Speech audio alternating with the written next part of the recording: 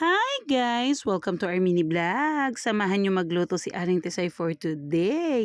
So nagkikrave daw siya ng pancake. Kaya sabi ko, sige at ikaw ang magtimpla. Ayan na nga, nilagyan niya ng mixture ng egg. Then mag-a-add siya dyan ng water. Ayan at minekos-mekos lang ni Charby ang mga pangyayari.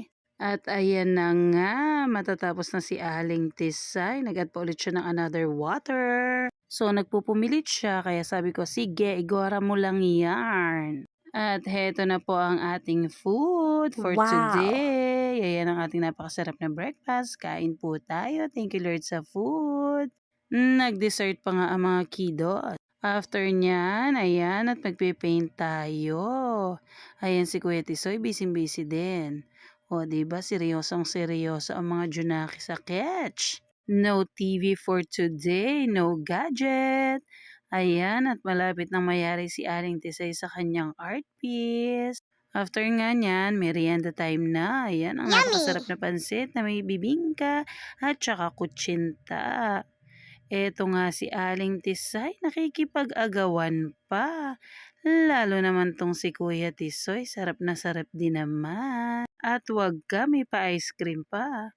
At heto naman ang ipe-paint ni Mother. Ayan. So, nagagandahan nga ako dito. Ewan ko lang kung maganda rin ang Yun. kalalabasan.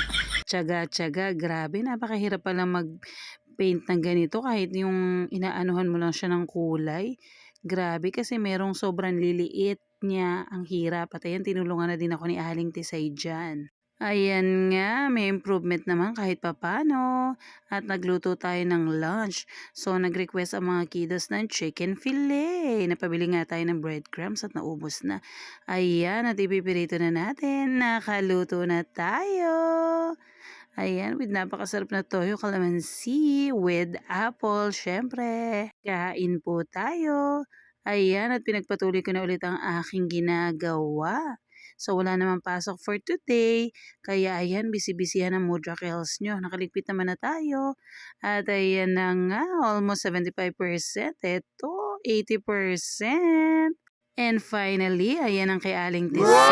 Ito naman ang kay Mami. O, diba? Ang ganda-ganda. Ito ang kay Kuya Tisoy. Nakakapagod pero worth it pag natapos. Thank you for watching it. Kaya palagi, good night.